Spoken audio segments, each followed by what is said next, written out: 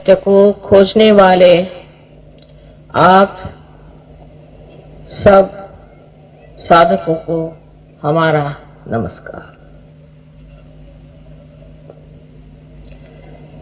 कल जैसे मैंने आपसे कहा था कि सत्य है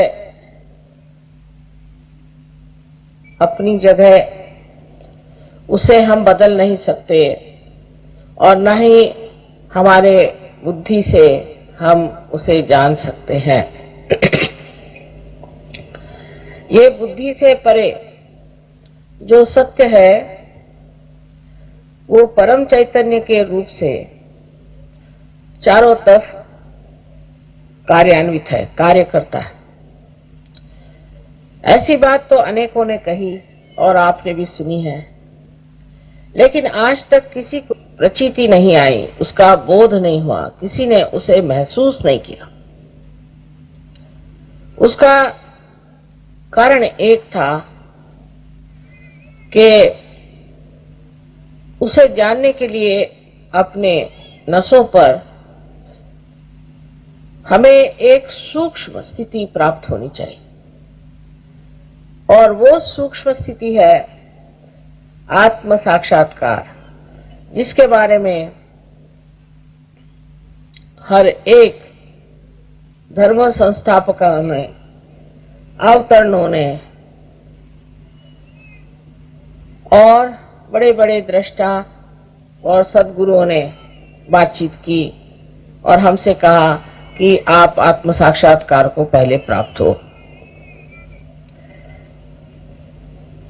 लेकिन कैसे हो, क्या करें, इसके मामले में बहुत धीरे धीरे ये गुप्त बात कही गई। क्योंकि आप जानते हैं कि संसार में कोई सी भी आधी अधूरी बात लेकर के लोग उसको पैसा बनाने का एक साधन बना लेते हैं। इसलिए ये शुद्ध विद्या के बारे में बहुत कम लोग जानते थे। राजा जनक के जमाने में नचिकेता नाम के एक बहुत शंका से भरे हुए विद्यार्थी उनके पास आए और उनको ये समझ में नहीं आ रहा था कि ये राजा है, राजा जैसे रहता है, सब कपड़े वस्त्र अलंकार आदि सब इससे संपूर्ण ऐसा ये राजा जनक विदेही क्यों कहलाया जाता है और सब इनके चरण धूलि को अपने सर से क्यों लगाते। तो उनको इन्होंने कहा कि भाई तुम मुझसे सब मांग लो, मैं आत्म साक्षात्कार नहीं दे सकता, क्योंकि तुम बहुत शंका करते हो। ऐसे शंके वाले आदमी को आत्म साक्षात्कार देना कठिन। तो उन्होंने उनकी इतनी परीक्षा ली, उनके ऊपर एक बार तलवार अटका दी, रात भर की किसी वक्त भी गिर जाए और तुम सो, और हर तरह की चीजों से उनकी इतनी परीक्षा लेने के बाद कहते हैं कि उन्होंने उन्हें आत्म साक्षात्कार प्रदान किया। इसी प्रकार हमने जाना कि बुद्ध को, महावीर आदि सब ने आत्म साक्षात्कार की खोज की और प्राप्त किया। लेकिन उस वक्त उन्होंने सोचा कि सब लोग बाहर भटके हुए हैं और गलत चीजों में ही भगवान को देख रहे हैं। जैसे कि उन्होंने कहा कि आप इन चक्रों में देवता हैं, उनको आप जाने। उनकी बात जब चल पड़ी तो लोग बस कर्मकांड करने लगे। तो इन दोनों ने ही ये बात शुरू की कि भाई इसकी बात करने से कोई फायदा नहीं। अगर शहद को पाना है तो शहदी की बात करो, फूलों की बात से तो गड़बड़ हो रही। तो उन्होंने कहा कि उस बात को अभी थोड़ी देर के लिए भुला दिया जाए, सिर्फ ये कहें कि आप आत्म साक्षात्कार को प्राप्त। और जब उन्होंने बहुत इस पर कहा तो लोग कहने लगे कि ये तो ईश्वर को मानते ही नहीं थे, इनका अनिश्वरवाद था। किंतु उस वक्त ये समय ऐसा था कि उन्हें ये बात करनी पड़ी, पर बात ही रह जाती, चाहे आप बात फूलों की करें या शहद की करें। जब तक आप स्वयं मधुकर नहीं हो जाते तब तक आप शहद तक नहीं पहुंच पाते। ये असलियत है। इसलिए आप सबको उस सूक्ष्म दशा में जाना चाहिए जहां पर आप इसका एहसास कर सकते हैं, इसको आप प्रतीत कर सकते हैं कि चारों तरफ आपके जो परम चैतन्य की दुनिया है और ये परम चैतन्य परमात्मा का प्यार चारों तरफ छाया हुआ, अणु रेणु हर जगह। और ये प्यार हमें इसलिए नहीं जान पड़ता क्योंकि हम अंधेरे के जाल में फंसे हुए हैं, या अज्ञान का जाल हमारे अंदर इस तरह से घुस पड़ा है। एक अंधा कुछ देख नहीं सकता, उसी प्रकार हम भी जो सत्य है उसे जान नहीं पाते। अभी तक जो कुछ भी सत्य के बारे में जाना है वो हमारा रिलेटिव सत्य है, माने केवल सत्य नहीं। इसका कारण यह है कि हम उस दशा में नहीं पहुंचे जिसे हम कह सकते हैं कि यही एक सत्य है और सब लोग मिलकर कहेंगे कि यही एक सत्य है। आत्म साक्षात्कार करने के लिए परमात्मा ने हमारे अंदर बहुत सुंदर व्यवस्था की हुई है, जिसे हम कह सकते हैं कि एक कुंडलिनी नाम की शक्ति हमारे अंदर स्थित है। ये त्रिकोणाकार अस्थि में सेक्रम में बैठी हुई 3.5 कुंडलों में है, इसलिए इसको कुंडलिनी कहते हैं। आप चाहे इसे कुछ भी कह दें। और ये परमात्मा का जो विशेष रूप, माने उनकी जो शुद्ध इच्छा है, परमात्मा की जो इच्छा है उसके प्रतीक स्वरूप, माने आदिशक्ति प्रतीक स्वरूप प्रतिबिंबित है। माने यहाँ पर जो आपको ये शक्ति दिखाई देती है ये आपके अंदर भी प्रतिबिंबित है। दूसरे, हमारे हृदय में बसे हुए आत्मा जो है वो भी परमात्मा का प्रतिबिंब है।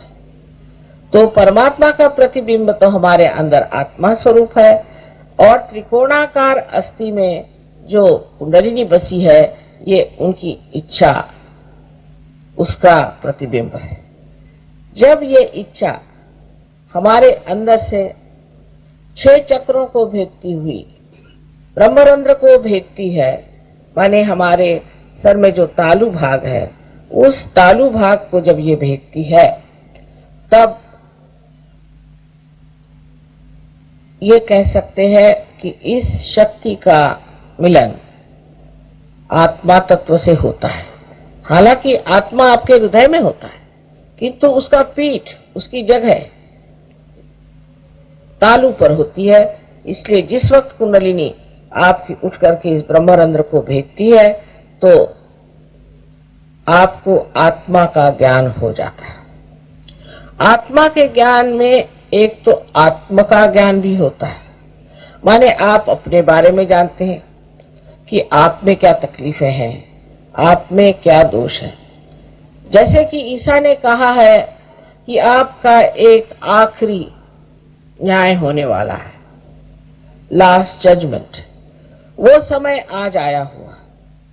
इसी को भी आप कह सकते हैं, जैसे मोहम्मद साहब ने कहा है कि कियामा माने आपका रिजरेक्शन, वो भी समय यही।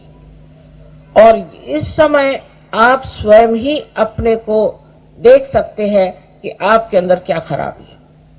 अगर किसी आदमी से कहा जाए कि तुम्हारे अंदर बहुत अहंकार है तो आपको मारपीट डालेगा, लेकिन अगर आप उस आदमी की कुंडलिनी जागृत कर दें और उसको वो प्राप्त कर लें तो खुद ही आके मुझसे कहेगा कि माँ मेरा आज्ञा बड़ा पकड़ा है, इसे जरा ठीक कर दीजिए, माने मेरा अहंकार जो है बला बढ़ गया, इसे आप कम करें।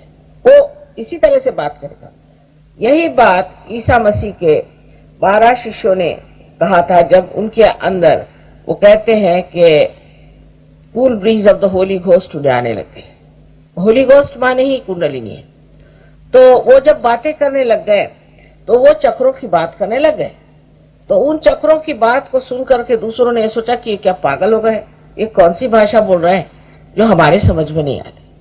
चक्रों की भाषा आप तभी बोल सकते हैं जब आपसे ज्ञात हो, और उस ज्ञान के लिए आपको पहले आत्म साक्षात्कार को प्राप्त होना है, और इस योग को आपको पूरी तरह से ऐसा जमा लेना है कि फिर ये न हिले।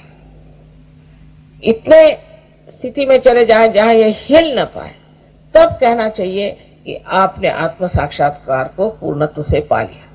कल भी बहुत से लोग जैसे कि पार हो गए, कुंडलिनी आ गई, तो बीच में एक ब्रह्म नाड़ी है, उससे बिल्कुल एक जैसे बाल के बराबर उसकी शक्ति ऊपर उठती, क्योंकि बहुत सारे ऐसे तंतु हैं जिससे ये कुंडलिनी बनी है। उसका एक तंतु मात्र इस ब्रह्म नाड़ी से पहले उठता है और ब्रह्मरंध्र को भेदने के बाद वो धीरे धीरे धीरे धीरे सब चीज को और भी ढीला करता है, रिलैक्स करता है। उससे आपके चक्र भी खुलते हैं और कुंडलिनी के सूत्र ऊपर चढ़ते हैं।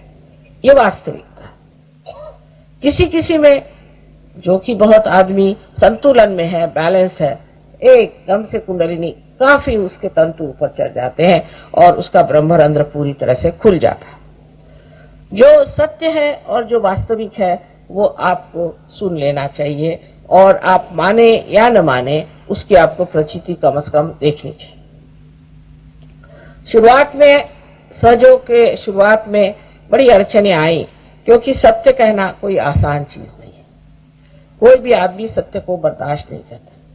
जैसे है कि बहुत से झूठे गुरु संसार में उस जमाने में आए, और लोगों को मैंने ऐसे 16 लोगों के नाम और 6 ऐसी औरतें, उनके नाम पूरे नाम सहित बताया तो सब घबरा गए कि वो मुझे कोई न कोई आके बंदूक से मार देगा। लेकिन आज तक कोई किसी की हिम्मत नहीं पड़ी और ना ही किसी ने मेरे ऊपर केस की इस मामले में। तो इसका मतलब है कि ये जो लोग हैं, झूठे लोग हैं, वो खुद ही डरपोक है और वो घबराते हैं इस बात से कि सत्य जो है वो एक बार संसार में आ जाएगा तो हमारा पेट कैसे भरेगा। आप लोगों से सहयोग के बारे में इतना कहना है कि ये एक जीवंत क्रिया है, और जैसे एक बीज आप पृथ्वी तत्व में डालने से उसको अंकुरित करते हैं, वैसे ही आपके अंदर की कुंडलिनी सहज माने आपके साथ जन्मी हुई वो कुंडलिनी जागरूक होकर के योग को प्राप्त करती है, और ये सहज योग ये आपका जन्म सिद्ध अधिकार है। तब फिर आपके अंदर स्वतंत्र आता है। स्व माने ये कि स्व माने आपके आत्मा, और उसका तंत्र माने उसका मैकेनिज्म काम करने लग जाता है। जो हम आज स्वतंत्रता की बात कर रहे हैं ये असली स्वतंत्रता नहीं, ये तो थोड़ी देर की ऐसा लगता है कि हम स्वतंत्र हो गए, क्योंकि अगर ये अंग्रेज नहीं जाते तो सहयोग भी कहां से होता। ये अंग्रेजों के जाने से सहयोग तो ठीक चल पड़ा, लेकिन इसका मतलब ये नहीं है कि हम पूरी तरह से स्वतंत्र हो गए, क्योंकि हमने अपने स्व का तंत्र जाना नहीं। तो इस स्वधर्म को जानने के लिए आत्म साक्षात्कार होना चाहिए।